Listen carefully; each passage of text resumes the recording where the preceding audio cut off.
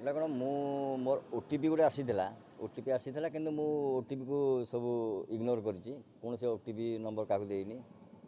ତାପରେ ମୁଁ କିଛି ସମୟ ପରେ ଦେଖିଲି 9ଟା 17 ସମୟ ବେଳକୁ, ଆଜି ସକାଳ 9ଟା 17ରେ ଗୋଟେ ଟଙ୍କାଟେ ଆସିଲା ଡେବିଟ୍ ହେଇକିରି, ଟଙ୍କାଟେ କଟିଲା।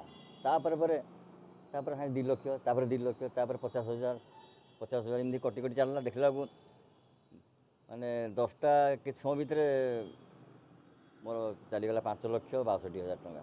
କାରଣ ଫ୍ରିଜ୍ ହେଇଛି 4,50,000, 2 ଲକ୍ଷ ଆଉ ଗୋଟେ 50,000, ଏ ଦୁଇଟା ବ୍ଲକ୍ ହେଇକି ଅଛି। ଦେଖାଯାଉ ସାଇବର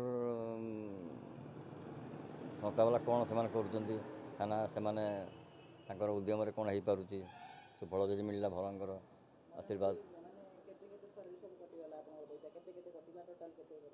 ଟୋଟାଲ୍ ମୋର 5,62,000 ଟଙ୍କା କଟିଲା, ପାଖାପାଖି 7ଟା ରାଉଣ୍ଡରେ, 7-8ଟା ରାଉଣ୍ଡରେ। ନାଇଁ କୌଣସି ଜିନିଷ କ୍ଲିକ୍ ମୁଁ କରିନି କି କାହାକୁ OTP ଦେଇନି, ନମ୍ବର କାହାକୁ ଦେଇନି।